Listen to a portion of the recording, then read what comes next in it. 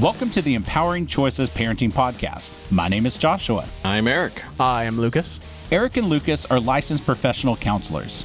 We have created an online community with a website and an app full of parenting resources and courses. Most importantly, all of this is centered around a private community where you can share your struggles with us and others. If you are interested in joining, please check out our website at empoweringchoices.community or search for our app in the App Store by searching Empowering Choices. For a small monthly fee, you receive everything I talked about and you help support the show. Plus, every time someone purchases a membership, we gift a membership on your behalf to someone who otherwise could not afford it. All right, now on with today's show. We're going to be talking about how children get along or maybe sometimes don't get along. So the whole impetus for this particular section and the whole impetus for this entire segment is from The Whole Brain Child by Dr. Daniel Siegel. Mm-hmm. And there's a lovely quote from the book that says, "Children do not emerge from the womb wanting to share their toys."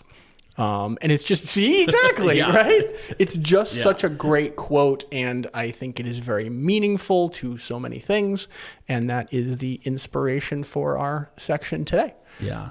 Because boy, is that true. Yeah, I didn't want to share my toys. I remember when someone was coming over, I would start hiding the things that were most important to me because I didn't want people to play with them. And that was like when friends were coming over to your house. You remember this happening? Yep. Nice. I didn't want my brother playing with my toys, and he was the more sharing one. Here, let's play with these. And I was like, those are baby toys. I don't want to play with those. And so for context, what's the age gap between you and your brother? 5 years. 5 years. So you have a 5-year age gap. I have a brother who is 2 years younger than me. And Josh, you have an entire... I have a 15-year age gap. Right. And who's the older one in your sibling group? Yeah. So you're 15 years older than your sister? Your sister. So just for context, because... Yeah, I'm trying to remember if I had problems with my brother sharing my toys. I definitely remember the circumstance where something happened and I definitely hurled a Lego brick, several Lego bricks put together at his face. I don't know if that was related to sharing toys or not, though. His now heavily bearded face covers up that scar, but it's still there. So that one left a mark.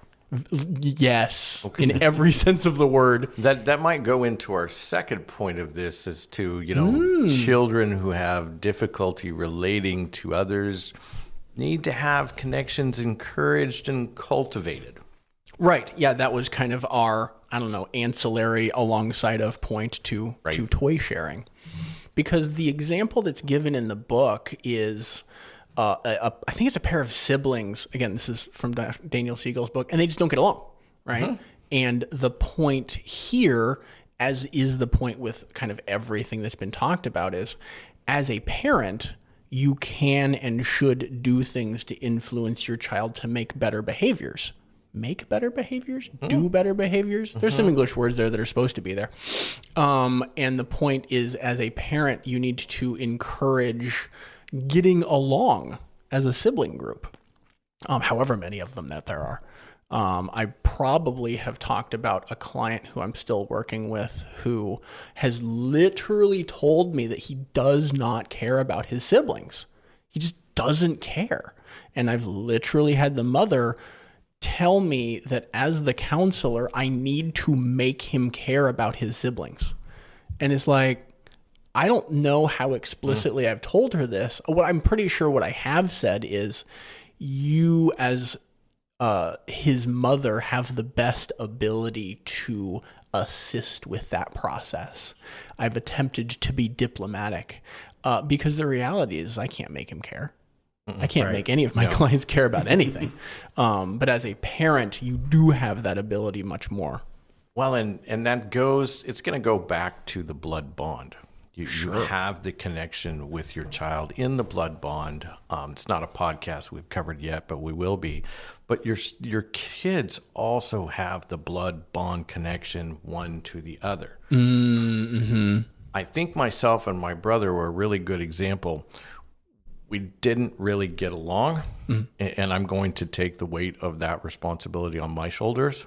I just didn't really like my brother growing up. I mean, he was my little brother. It just, if he was closer in age, I think we would have gotten along better. But it just, he liked different things. I liked different things. It didn't work real well. I remember that when my mom was pregnant with him, I had my heart on, I will have a little sister. And this was back in the days where, dad's outside in the waiting room waiting for, the delivery to happen and the child to be born. And then you're brought into the room. And I was so excited to come in there and, see my little sister. And because you didn't have any forewarning as to what was happening. No forewarning whatsoever. And I'm 5. And when they said, "Would you like to hold your brother?" I was like, "What do you mean, brother?" That's not what I ordered. That's not that was not what was a part of this thing. And they said, "Well, here, just go ahead and hold him," thinking that seeing him would cultivate that bond. And so I looked down at him and I looked up back at my mom and I said, "Can you put him back in and bring him out as a girl?" How did that end? It did not well. It's not the thing you say to a mother who's just given birth to a child. And I was taken out by my dad to the truck, where I got to sit with him in silence until my mom was ready to be discharged, which was hours away. So that kind of was reflective of our relationship a little bit as kids growing up. With your brother? Yes. He has scars too. Yeah, I have to take that on. But where this is all leading to is I remember that our parents were not happy that we didn't get along. And so my mom, she was a stay-at-home mom, but she was very on top of activities that could be done with kids. And so, whenever it came to the holidays, whatever that holiday was, that week she would bring us to the dining room table and we would put together types of arts and crafts. And I remember thinking, this is really cool to do this, but why is he here? He's little, he can't do this. And in the process of it going along and with my mom encouraging us to do different things, she had different levels that were at our levels of the same thing. I would help him at times. I can still remember that bond began to grow better and deeper. And I mean, it kind of drew us close together for a couple of days after that. And then it wore off. And I didn't help it not wear off. But there's that blood bond, and it's one of the things, like I have a family that has 4 little siblings, and there's a lot of strife within these siblings, especially towards their youngest. That's the one that the others really don't like. And the parent has asked me, what can I do to help cultivate their relationship? What can we do about this? And I go back to that kitchen table where it's like, what kinds of activities are you guys doing together? How are you cultivating that activity? How are you being a part of that activity and nurturing that along and letting the natural development and the bond of the siblings begin to ooze out and connect with each other? Because you're saying there is a fundamental kind of undercurrent that generally a sibling group or a family who are blood related to each other, there's going to be a natural connection there compared to a step family or a Brady Bunch situation, or even among children who are classmates. Because like part of our topic here is learning to share your toys, and that's absolutely something you do on the playground or in the classroom. But there's a family dynamic that's unique. Right. And I think I will mention, to add kind of a layer to the client who I work with, he's, I think, approximately 15, and he has Asperger's. So that is an additional factor that kind of makes the socializing something that is that is much more outside of his skill set. Not impossible. Oh, yeah, no, absolutely. But challenging. And I mean, my generic not impression, but like the description that I would give to someone who does, as a simple summary about Asperger's, is like, there's absolutely a desire for social connection. It's not that it's not there, but that the ability to achieve it in a socially typical way is outside the natural language set for someone with Asperger's. And oh boy, those are going to be some podcasts coming up as well. Oh, Asperger's related ones? Yes, for sure. to where Absolutely. we can really explain, what's going on in some different ways with the neurology. But that's a really good example. You mentioned the Brady Bunch, and I remember when cousin Oliver came to the Bradys to stay for the summer, and nobody liked cousin Oliver among the kids. And at one point, the Brady parents told the boys, "You're going to be up in your room." That's also where cousin Oliver was staying, and you guys are just there. You're just there till you figure it out. Get along, stay put. And they had to get along. So you've got a slice of the blood bond, but you've got someone who's not really in the family, and yet he's in the family. And we've seen this in movies or TV shows. And when I've worked residential in different levels, if you had two individuals, not blood related, but they're not getting along, pairing them up together. And helping them be able to overcome the not getting along, because now you're right there with each other, whether it's roommates or whether it's working together or doing activities together. You still have adults that are helping to cultivate things and helping to be able to smooth things out or point out different things or help them get through different things or find different openings to where they can at least tolerate each other. One of the things that is not closer, but like within our field, is we were talking to one of our interns just this last weekend, and she does horse therapy and teamwork related activities. And you were saying, in relation to the client I was just mentioning, who has Asperger's, you were thinking, yeah, we should pair him up with his brother on one of these activities that our intern was talking about. Something about where they had to like ride two horses in parallel and then have something like suspended between those two horses and then make a lap around the arena without dropping it. Yes, it was a milk crate that they do this with, from what I'm understanding, and they both have a cord, and they have to figure out how to ride the horses while not dropping the milk crate. Now, when you're talking about Asperger's, you're going to have something that ups the ante. So I suggested all of his gaming systems be in the milk crate. Now so he's motivated. Yes. Yeah. Well, that's exactly the thing. And that is kind of a driving point to this topic, is like, you're teaching a child to do a thing that is good for them that they don't want to do with structure and motivation and consequences and prizes. I can't think of a better word for that. Rewards. That's a better word. All of the things that you would do to set up a system to motivate a child, but with the goal of, you're going to get along with your sibling. You're going to get along with, who did you say it was? Cousin Oliver. Oliver from the Brady Bunch, whatever it is. Whoever. Well, and that doubles back into, okay, what about sharing toys? And how do we be able to help them incorporate these concepts? And because what we're doing is we're taking a human being who is very egocentric at birth, and then we're giving them things which we then call theirs. And the logical step is, it's mine, don't touch. It's mine, you can't have it. It's mine, you can't play with it. It's mine, mine, mine, mine, mine. And it's a natural way that this goes until a parent or caregiver steps in and goes, no, technically, it's mine. Oh, as the parental unit in the situation. Correct. And as mine, it's under your management, and you can continue to manage it as long as you are sharing it on an appropriate level.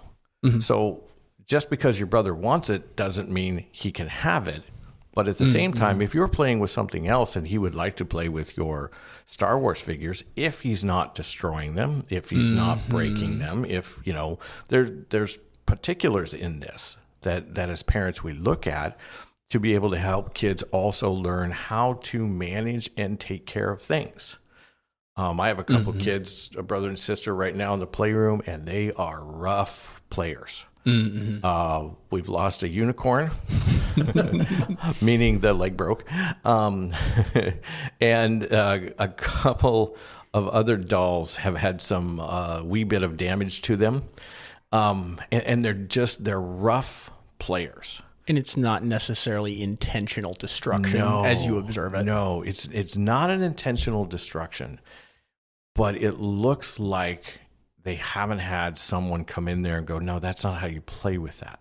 Right. The breaking of the toy means that that's not a good end goal. Yeah. Right. Because and when the unicorn broke, the look on the little girl's face was like, oh my gosh, what did I just do? She was the one who'd broken it. And she immediately recognized, and she had said, I guess I shouldn't have hit it down that hard. And so her logic at 5 is right there. And so being able to help kids know how to be able to play with their toys and then their siblings' toys is going to help cultivate that wanting to share, that growing, that ability to share. Because if you grow up as an adult who just, these are all mine and no one gets to touch them, you're not going to be a well-liked person. And you're going to miss out on experiences that you could have if you were a more sharing person. A person who's, selfish and, Scrooge McDuck, mine. They may not even realize what they're missing out on. It's possible that they could just be like, well, this is just the way it is. There are stories, and when I say stories, I mean, this is real, of professional athletes throughout the last 100 years who died, and the only one at their funeral was the ditch digger, the grave digger. Ooh, that's not a good outcome. That's not a good outcome, yet their cards are worth a lot of money today if you own them, but somehow in their life they missed some of these different pieces. And as such, they were not really well-liked people by a lot of people. They were just really good at whatever it is they were doing professionally.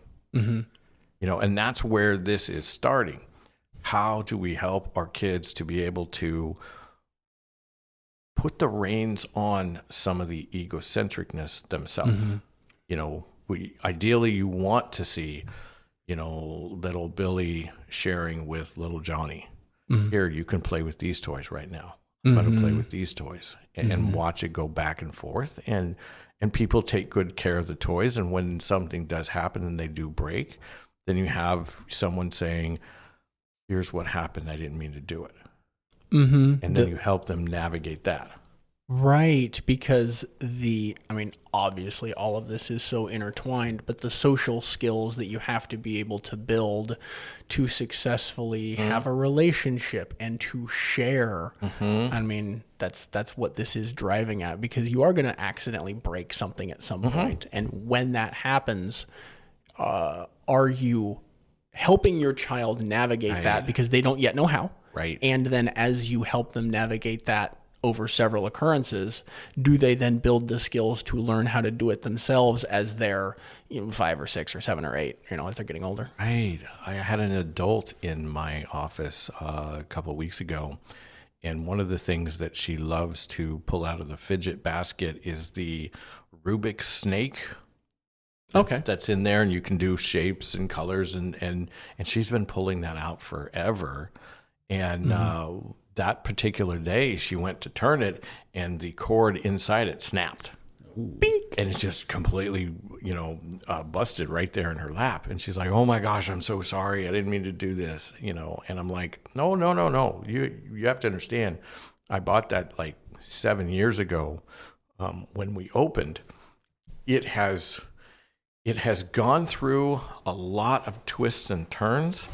And what I'm hearing it say is, yeah, it's just kind of done. It's done all it can do. Right. and it's she gone through laughed. 10,000 repetitions. Right. And so the idea is to take a natural accident, and that's what our kids have to learn, is that, things don't last forever, even though I think when I pay for them, they should. Of course, that's only reasonable. Yeah, that's only reasonable. So it's one of those pieces that as parents, we have to get in there and you have to work with to cultivate. Another client that I have was sharing with me that their older daughter, who's I think 5, wants everything that her little brother, who's like 2 or 3, has. So they got them different cars that they can get in and pedal. So he's maybe like 3, 4, somewhere in there, and she may be like 6. And she got a Jeep, and he got a car, and all she wants to do is pedal his car. She does not want to do her Jeep. She just wants his car. And she's the older sibling. Usually that shoe's on the other foot. Uh-huh.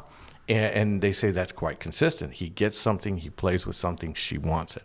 Mm-hmm. And so she's after it. And that's a part of them helping her learn that every toy that comes in, because, this can fall into, I'm the oldest child. Everything was mine until you came around. Mm-hmm. Just because you came around doesn't mean it's still all not mine. Right, it's all mine. It's still all mine. And helping kids to understand, no, this is his toy, and these are your toys. And right now, he wants to play with his toy. Right. And don't go get it later.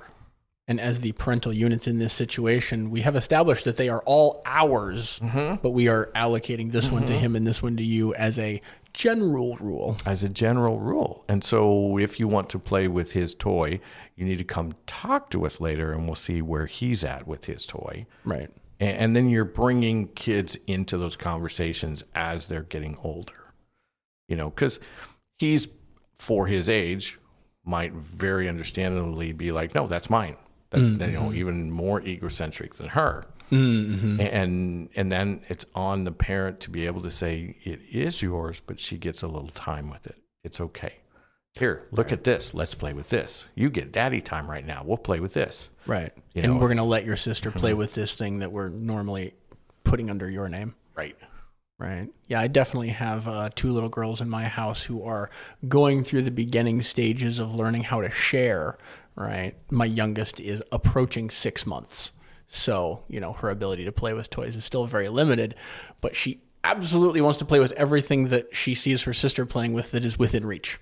Right. And there's definitely, comments from the older sister of, no, that's mine. Right. Or no, or yeah. And everything in the house was hers. Right. And so how are the things that were hers going to be, how is it going to be okay with her that her little sister now plays with them?